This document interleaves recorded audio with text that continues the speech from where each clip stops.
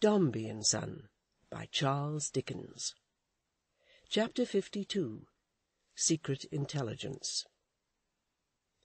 Good Mrs. Brown and her daughter Alice kept silent company together in their own dwelling. It was early in the evening and late in the spring, but a few days had elapsed since Mr. Dombey had told Major Bagstock of his singular intelligence, singularly obtained, which might turn out to be valueless and might turn out to be true, and the world was not satisfied yet. The mother and daughter sat for a long time without interchanging a word, almost without motion. The old woman's face was shrewdly anxious and expectant. That of her daughter was expectant too, but in a less sharp degree, and sometimes it darkened as if with gathering disappointment and incredulity. The old woman, without heeding these changes in its expression, though her eyes were often turned towards it, sat mumbling and munching and listening confidently. Their abode, though poor and miserable, was not so utterly wretched as in the days when only good Mrs. Brown inhabited it.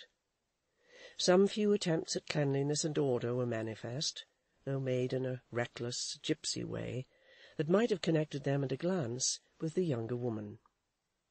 The shades of evening thickened and deepened as the two kept silence, until the blackened walls were nearly lost in the prevailing gloom. Then Alice broke the silence which had lasted so long, and said, "You may give him up, mother. He'll not come here." "Death, give him up," returned the old woman impatiently. "He will come here." "We shall see," said Alice. "We shall see him," returned her mother. "And doomsday," said the daughter. "You think I'm in my second childhood, I know," croaked the old woman. "That's the respect and duty that I get from my own gal, but I'm wiser than you take me for. He'll come. T'other day when I touched his coat in the street, he looked round as if I was a toad. But, Lord, to see him when I said their names, and asked him if he'd like to find out where they was." "Was it so angry?" asked her daughter, roused to interest in a moment. "Angry? Ask if it was bloody. That's more like the word. Angry? To call that only angry," said the old woman, hobbling to the cupboard and lighting a candle which displayed the workings of her mouth to ugly advantage, as she brought it to the table. "I might as well call your face only angry when you think or talk about 'em." It was something different from that, truly, as she sat as still as a crouched tigress, with her kindling eyes. "Hark!" said the old woman triumphantly. "I hear a step coming. It's not the tread of anyone that lives about here or comes this way often. We don't walk like that. We should grow proud on such neighbours. Do you hear him?" "I believe you're right, mother," replied Alice in a low voice. "Peace, open the door." As she drew herself within her shawl, and gathered it about her, the old woman complied, and peering out and beckoning, gave admission to Mr. Dombey, who stopped when he had set his foot within the door, and looked distrustfully around. "It's a poor place for a great gentleman like your worship," said the old woman, curtsying and chattering. "I told you so, but there's no harm in it." "Who is that?" asked Mr. Dombey, looking at her companion. "That's my handsome daughter," said the old woman. "Your worship won't mind her. She knows all about it." A shadow fell upon his face, not less expressive than if he had groaned aloud, "Who does not know all about it?" But he looked at her steadily, and she, without any acknowledgment of his presence, looked at him. The shadow on his face was darker when he turned his glance away from her, and even then it wandered back again furtively, as if he were haunted by her bold eyes and some remembrance they inspired. "Woman," said Mr. Dombey to the old witch, who was chuckling and leering close at his elbow, and who, when he turned to address her, pointed stealthily at her daughter and rubbed her hands and pointed again. "Woman, I believe that I am weak and forgetful of my station in coming here, but you know why I come, and what you offered when you stopped me in the street the other day. What is it that you have to tell me concerning what I want to know? And how does it happen that I can find voluntary intelligence in a hovel like this," with a disdainful glance about him, "when I have exerted my power and means to obtain it in vain? I do not think," he said, after a moment's pause, during which he had observed her sternly, "that you are so audacious as to mean to trifle with me, or endeavour to impose upon me. But if you have that purpose, you had better stop on the threshold of your scheme. My humour is not a trifling one, and my acknowledgment will be severe." "Oh, the proud hard gentleman!" chuckled the old woman, shaking her head and rubbing her shrivelled hands. "Oh, hard, hard, hard! But your worship shall see with your own eyes and hear with your own ears, not with ours, and if your worships put upon their track, you won't mind paying something for it, will you, honourable dearie?" "Money," returned Mr. Dombey, apparently relieved and assured by this inquiry, "will bring about unlikely things, I know. It may turn even means as unexpected and unpromising as these to account. Yes, for any reliable information I receive I will pay, but I must have the information first, and judge for myself of its value." "Do you know nothing more powerful than money?" asked the younger woman, without rising or altering her attitude. "Not here, I should imagine," said Mr. Dombey. "You should know of something that is more powerful elsewhere, as I judge," she returned.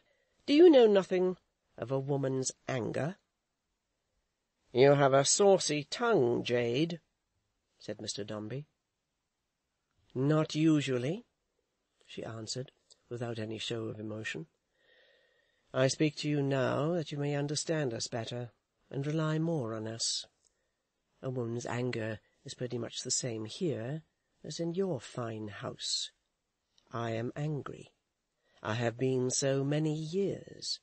I have as good cause for my anger as you have for yours, and its object is the same man." He started, in spite of himself, and looked at her with astonishment. "Yes," she said with a kind of laugh. "Wide as the distance may seem between us, it is so. How it is so is no matter. That is my story, and I keep my story to myself.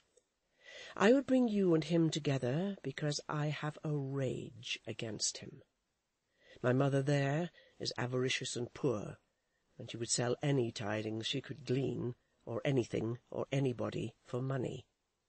It is fair enough, perhaps, that you should pay her some, if she can help you to what you want to know, but that is not my motive. I have told you what mine is, and it would be as strong and all-sufficient with me if you haggled and bargained with her for a sixpence. I have done. My saucy tongue says no more, if you wait here till sunrise tomorrow."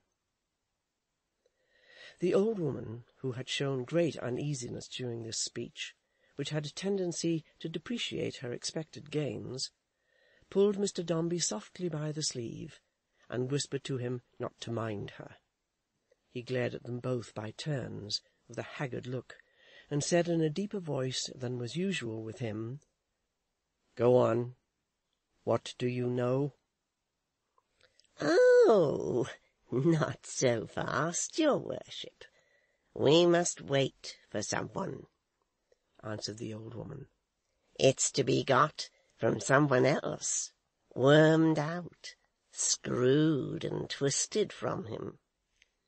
What do you mean? said Mr. Dombey. Patience, she croaked, laying her hand like a claw upon his arm. Patience. I'll get at it. I know I can. If he was to hold it back from me, said good Mrs. Brown, crooking her 10 fingers, I'd tear it out of him. Mr. Dombey followed her with his eyes as she hobbled to the door, and looked out again, and then his glance sought her daughter, but she remained impassive, silent, and regardless of him. "Do you tell me, woman," he said, when the bent figure of Mrs. Brown came back, shaking its head and chattering to itself, "that there is another person expected here?" "Yes," said the old woman, looking up into his face and nodding. "From whom you are to exact the intelligence that is to be useful to me?" "Yes," said the old woman, nodding again. "A stranger?" "Tch!" said the old woman, with a shrill laugh. "What signifies? Well, no stranger to your worship, but he won't see you. He'd be afraid of you, and wouldn't talk. You'll stand behind that door, and judge him for yourself. We don't ask to be believed on trust. What? Your worship doubts the room behind the door? Oh, the suspicion of you rich gentlefolks. Look at it, then."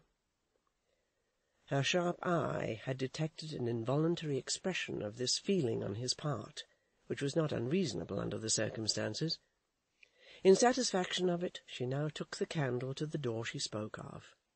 Mr. Dombey looked in, assured himself that it was an empty, crazy room, and signed to her to put the light back in its place. "How long," he asked, "before this person comes?" "Not long," she answered. "Would your worship sit down for a few odd minutes?" He made no answer, but began pacing the room with an irresolute air, as if he were undecided whether to remain or depart, and as if he had some quarrel with himself for being there at all. But soon his tread grew slower and heavier, and his face more sternly thoughtful, as the object with which he had come fixed itself in his mind and dilated there again. While he thus walked up and down with his eyes on the ground, Mrs. Brown, in the chair from which she had risen to receive him, sat listening anew. The monotony of his step, or the uncertainty of age, made her so slow of hearing that a footfall without had sounded in her daughter's ears for some moments, and she had looked up hastily to warn her mother of its approach, before the old woman was roused by it. But then she started from her seat, and whispering, "Here he is," hurried her visitor to his place of observation, and put a bottle and glass upon the table with such alacrity as to be ready to fling her arms round the neck of Rob the Grinder on his appearance at the door. "And here's my bonny boy," cried Mrs. Brown. "At last! Oh, you're like my own son, Robbie." "Oh, Mrs. Brown," remonstrated the Grinder, "don't! Can't you be fond of a cove without squeeging and throttling of him? Take care of the bird-cage in my hand, will you?" "Thinks of a bird-cage afore me?" cried the old woman, apostrophising the ceiling. "Me, that feels more than a mother for him." "Well, I'm sure I'm very obliged to you, Mrs. Brown," said the unfortunate youth, greatly aggravated. "But you're so jealous of a cove. I'm very fond of you myself, and all that, of course, but I don't smother you, do I, Mrs. Brown?" He looked and spoke as if he would have been far from objecting to do so, however, on a favourable occasion. "And to talk about bird cages too," whimpered the Grinder, "as if that was a crime. Why, looky here. Do you know who this belongs to?" "To master, dear," said the old woman with a grin. "Ah," replied the Grinder, lifting a large cage tied up in a wrapper on the table, and untying it with his teeth and hands. It's our parrot, this is." "Mr. Carker's parrot, Rob?" "Will you hold your tongue, Mrs. Brown?"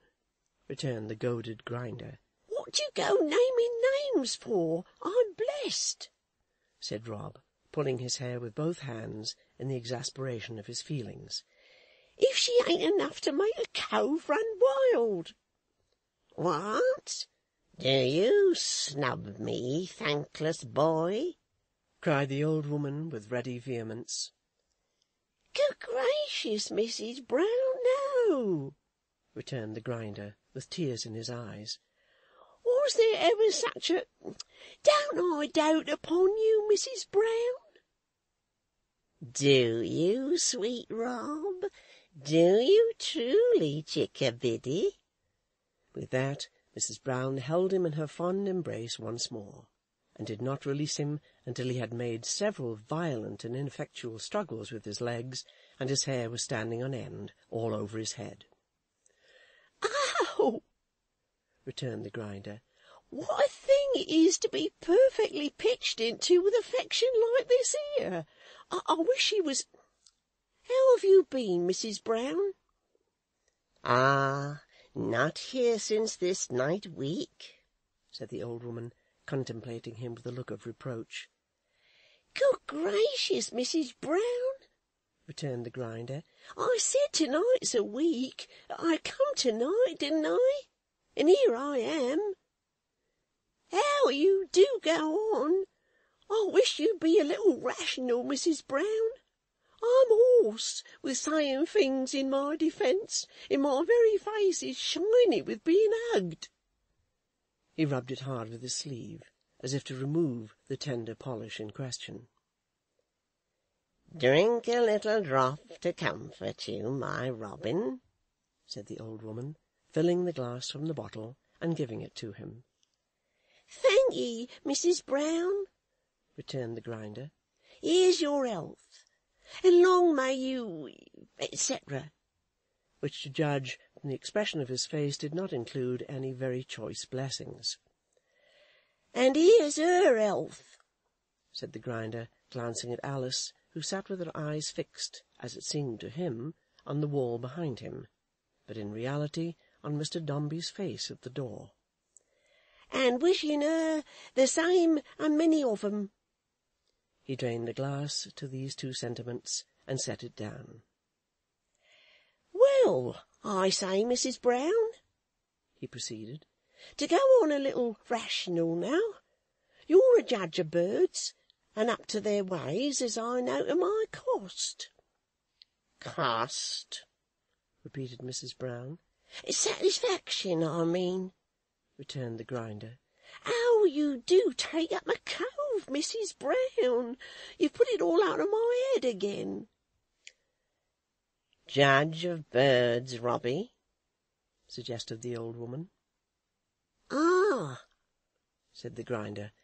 "Well, I've got to take care of this parrot.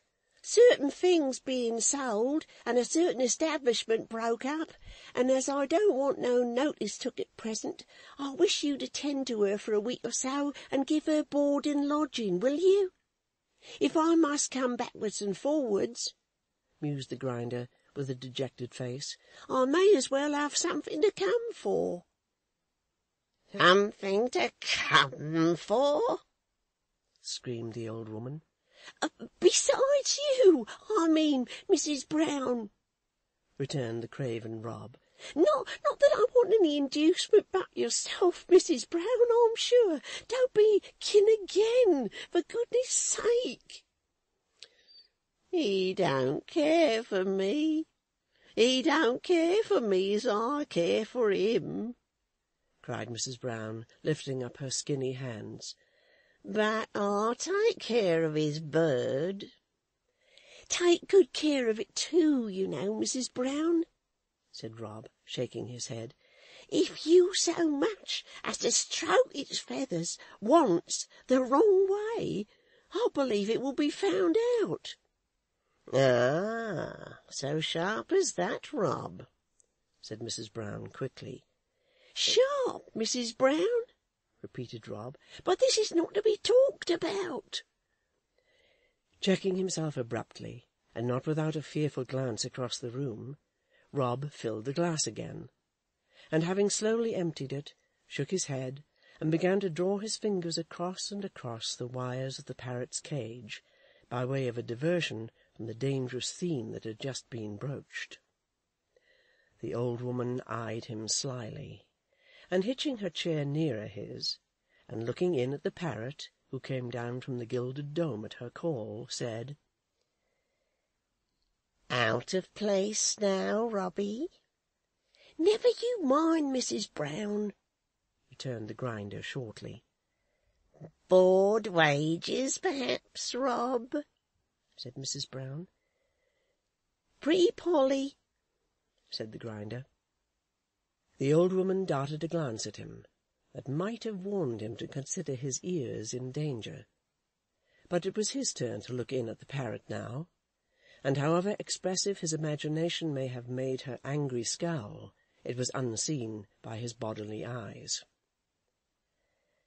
I wonder master didn't take you with him, Rob, said the old woman in a wheedling voice, but with increased malignity of aspect. Rob was so absorbed in contemplation of the parrot, and in trolling his forefinger on the wires, that he made no answer. The old woman had her clutch within a hair's breadth of his shock of hair as it stooped over the table, but she restrained her fingers, and said in a voice that choked with its efforts to be coaxing, Robbie, my child. Well, Mrs. Brown, returned the grinder, I say I wonder master didn't take you with him, dear. Never you mind, Mrs. Brown, returned the grinder. Mrs. Brown instantly directed the clutch of her right hand at his hair, and the clutch of her left hand at his throat, and held on to the object of her fond affection with such extraordinary fury that his face began to blacken in a moment. Mrs. Brown, exclaimed the grinder, let go, will you? What are you doing of? Help, young woman, Mrs. Brown. The young woman, however, equally unmoved by his direct appeal to her, and by his inarticulate utterance, remained quite neutral, until, after struggling with his assailant into a corner, Rob disengaged himself, and stood there panting, and fenced in by his own elbows, while the old woman, panting too, and stamping with rage and eagerness, appeared to be collecting her energies for another swoop upon him.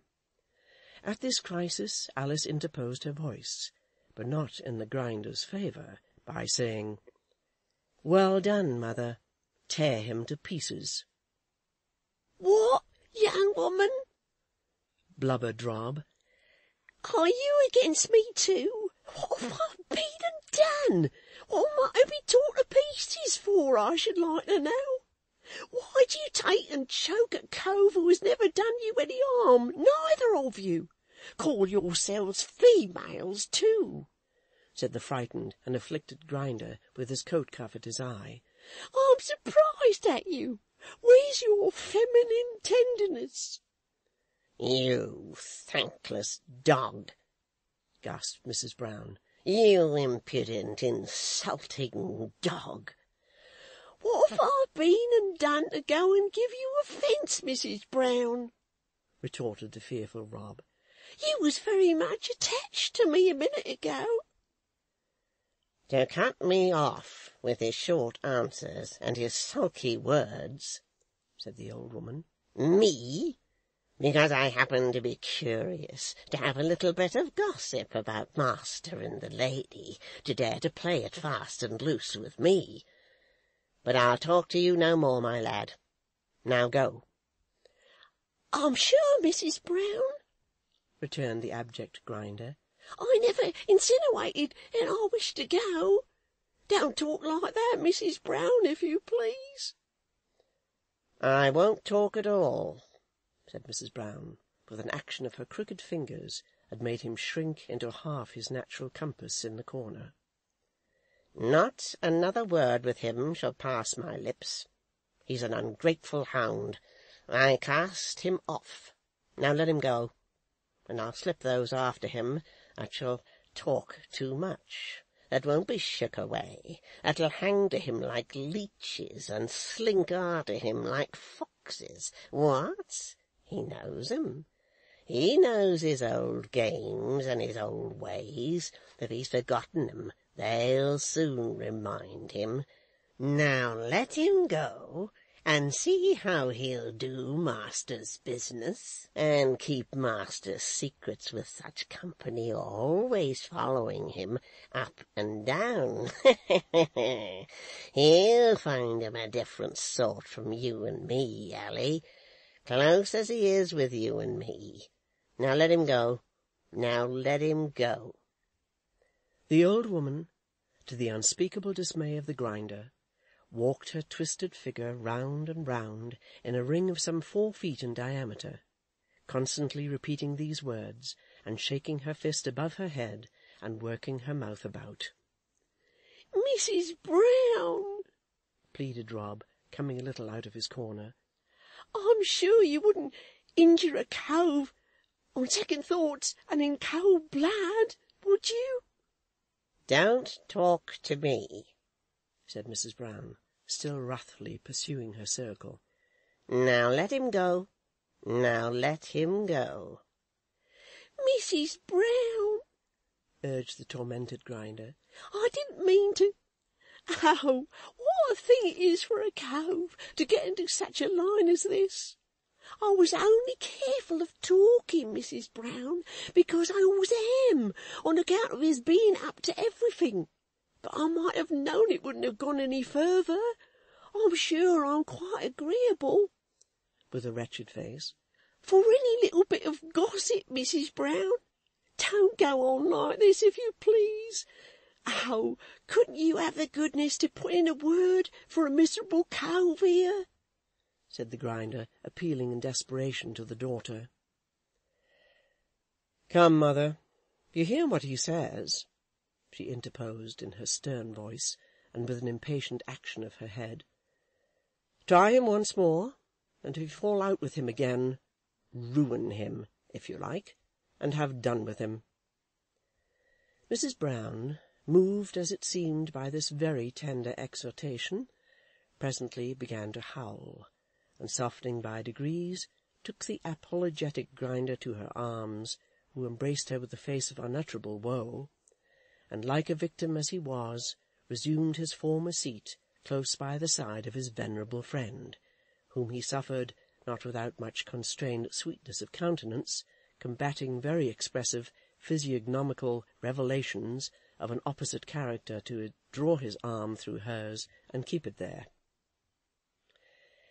And how's master, dearie dear? said Mrs. Brown, when, sitting in this amicable posture, they had pledged each other. Hush! If you be so good, Mrs. Brown, speak a little lower, Rob implored. Why, he's pretty well, thank ye, I suppose.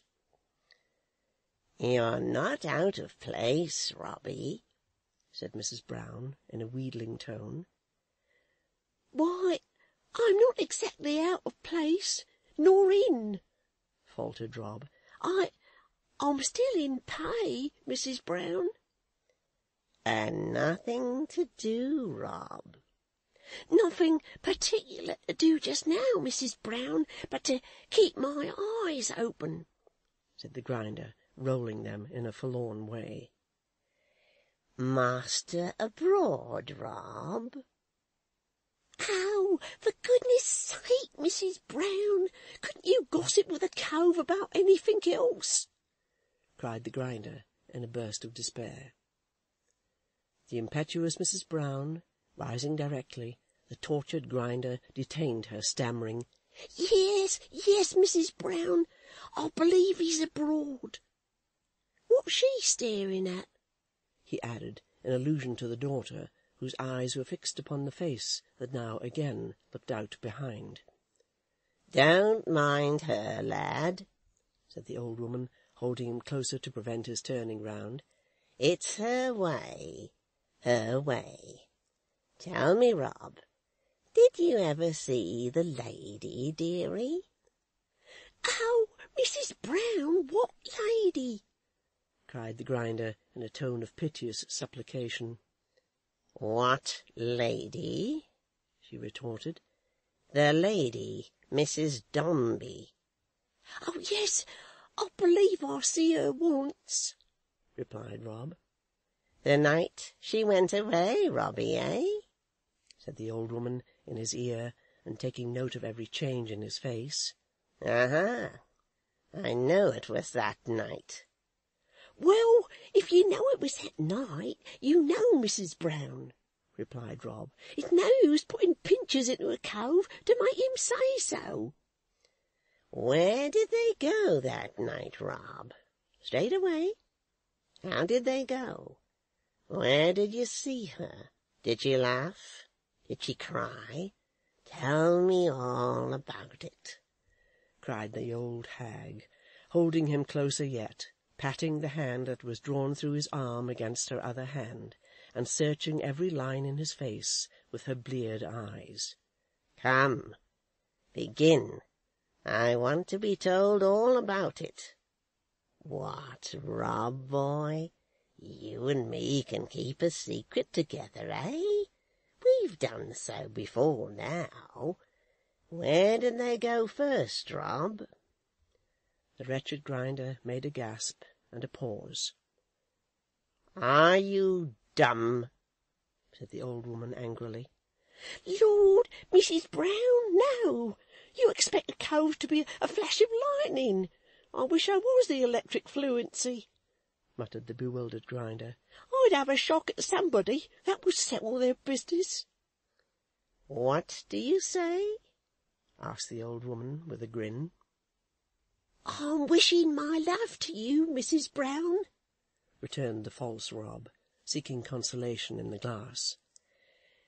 "Where did they go to first, was it? Him and her, do you mean?" "Ah," said the old woman eagerly, "them two." "Why, they didn't go nowhere. Not together, I mean," answered Rob. The old woman looked at him, as though she had a strong impulse upon her to make another clutch at his head and throat, but was restrained by a certain dogged mystery in his face. "That was the art of it," said the reluctant Grinder. "That's the way nobody saw him go, or has been able to say how they did go. They went different ways, I tell you, Mrs. Brown." "Aye, aye, aye, to meet at an appointed place," chuckled the old woman, after a moment's silent and keen scrutiny of his face. "Why, if they weren't a-going to meet somewhere, I suppose they might as well have stayed at home, mightn't they, Mrs. Brown?" returned the unwilling Grinder. "Well, Rob, well?"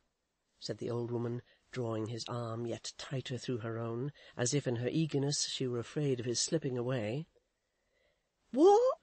Haven't we talked enough yet, Mrs. Brown?" returned the Grinder, who, between his sense of injury, his sense of liquor, and his sense of being on the rack, had become so lachrymose that at almost every answer he scooped his coats into one or other of his eyes, and uttered an unavailing whine of remonstrance. "Did she laugh that night, was it? Didn't you ask if she laughed, Mrs. Brown?" "Or cried," added the old woman, nodding assent. Neither, said the Grinder. She kept her steady when she and me— Oh, I see you will have it out of me, Mrs. Brown, but take your solemn oath now that you'll never tell anybody. This Mrs. Brown very readily did, being naturally Jesuitical, and having no other intention in the matter than that her concealed visitor should hear for himself. She kept a steady then, when she and me went down to Southampton, said the Grinder, as a image. In the morning she was just the same, Mrs. Brown, and when she went away in a packet before daylight by herself, me pretending to be her servant and seeing her safe aboard, she was just the same. Now, are you contented, Mrs. Brown? No, Rob, not yet, answered Mrs. Brown decisively. Oh, here's a woman for you, cried the unfortunate Rob in an outburst of feeble lamentation over his own helplessness. What did you wish to know next, Mrs. Brown? What became of Master? Where did he go? She inquired, still holding him tight, and looking close into his face with her sharp eyes. Upon my soul, I don't know, Mrs. Brown, answered Rob. Upon my soul, I don't know what he did, nor where he went, nor anything about him. I only know what he said to me as a caution to hold my tongue when we parted. And I tell you this, Mrs. Brown, as a friend, that sooner than ever repeat a word of what we're saying now, you had better take and shoot yourself, or shut yourself up in this house and set it afire, for there's nothing he wouldn't do to be revenged upon you. You don't know him half as well as I do, Mrs. Brown. You're never safe from him, I tell you. Haven't I taken an oath? Retorted the old woman, and won't I keep it?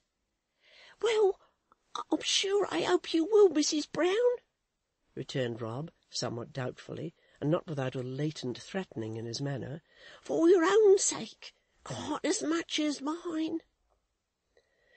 He looked at her as he gave her this friendly caution, and emphasized it with a nodding of his head. But finding it uncomfortable to encounter the yellow face with its grotesque action, and the ferret eyes with their keen old wintry gaze so close to his own, he looked down uneasily and sat skulking in his chair, as if he were trying to bring himself to a sullen declaration that he would answer no more questions.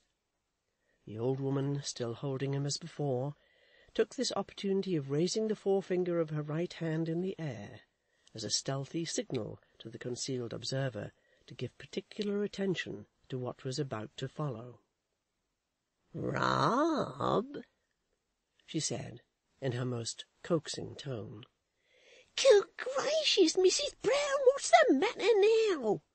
returned the exasperated Grinder. Rob, where did the lady and master appoint to meet? Rob shuffled more and more, and looked up and looked down, and bit his thumb, and dried it on his waistcoat, and finally said, eyeing his tormentor askance, How should I know, Mrs. Brown? The old woman held up her finger again as before, and replying, Come, lad, it's no use leading me to that and there leaving me. I want to know. waited for his answer.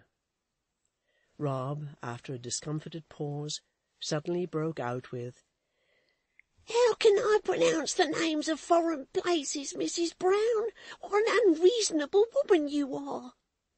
But you have heard it said, Robbie, she retorted firmly, and you know what it sounded like.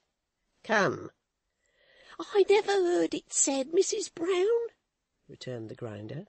Then, retorted the old woman quickly, you have seen it written, and you can spell it. Rob, with a petulant exclamation between laughing and crying, for he was penetrated with some admiration of Mrs. Brown's cunning, even through this persecution, after some reluctant fumbling in his waistcoat pocket, produced from it a little piece of chalk. The old woman's eyes sparkled when she saw it between his thumb and finger, and hastily clearing a space on the deal table that he might write the word there, she once more made her signal with a shaking hand. "Now, I tell you beforehand what it is, Mrs. Brown," said Rob. "It's no use asking me anything else. I won't answer anything else. I can't. How long it was to be before they met, or whose plan it was that they was to go away alone, I don't know no more than you do. I don't know any more about it. If I was to tell you how I found out this word, you'd believe that. Shall I tell you, Mrs. Brown?" "Yes, Rob." "Well then, Mrs. Brown, the way— Now, you won't ask any more, you know," said Rob, turning his eyes, which were now fast getting drowsy and stupid, upon her. "Not another word," said Mrs. Brown. "Well then, the way was this. When a certain person left the lady with me, he put a piece of paper with a direction written on it in the lady's hand, saying it was in case she should forget. She wasn't afraid of forgetting, for she tore it up as soon as his back was turned, and when I put up the carriage steps, I shook out one of the pieces. She sprinkled the rest out of the window, I suppose, for there was none there afterwards, though I looked for 'em. There was only one word on it, and that was this, if you must and will know. But remember, you're upon your oath, Mrs. Brown." Mrs. Brown knew that, she said. Rob, having nothing more to say, began to chalk, slowly and laboriously, on the table. "D," the old woman read aloud, when he had formed the letter. "Will you hold your tongue, Mrs. Brown?" he exclaimed, covering it with his hand, and turning impatiently upon her. "I won't have it read out. Be quiet, will you?" "Then write large, Rob," she returned, repeating her secret signal, "for my eyes are not good, even at print." Muttering to himself, and returning to his work with an ill will, Rob went on with the word. As he bent his head down, the person for whose information he so unconsciously laboured moved from the door behind him to within a short stride of his shoulder, and looked eagerly towards the creeping track of his hand upon the table. At the same time, Alice, from her opposite chair, watched it narrowly as it shaped the letters, and repeated each one on her lips as he made it, without articulating it aloud. At the end of every letter her eyes and Mr. Dombey's met, as if each of them sought to be confirmed by the other, and thus they both spelt D-I-J-O-N.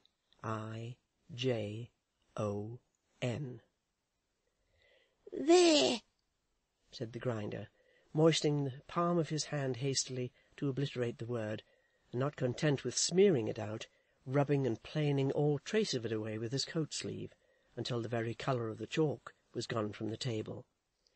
"Now, I hope you're contented, Mrs. Brown." The old woman, in token of her being so, released his arm and patted his back, and the grinder, overcome with mortification, cross-examination, and liquor, folded his arms on the table, laid his head upon them, and fell asleep. Not until he had been heavily asleep some time, and was snoring roundly, did the old woman turn towards the door where Mr. Dombey stood concealed, and beckon him to come through the room and pass out. Even then she hovered over Rob, ready to blind him with her hands, or strike his head down if he should raise it while the secret step was crossing to the door.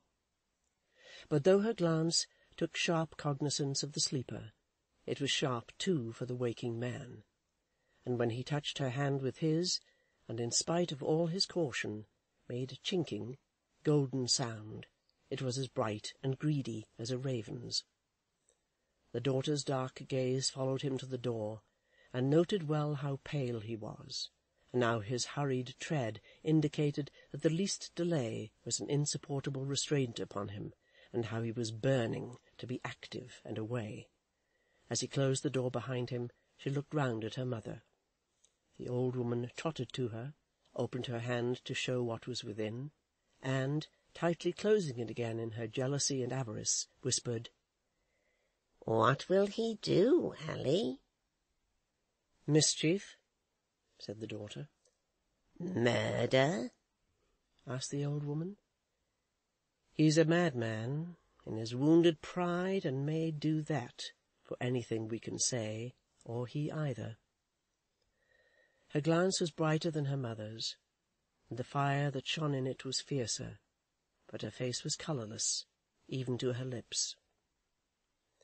They said no more, but sat apart, the mother communing with her money, the daughter with her thoughts, the glance of each shining in the gloom of the feebly lighted room. Rob slept and snored. The disregarded parrot only was in action.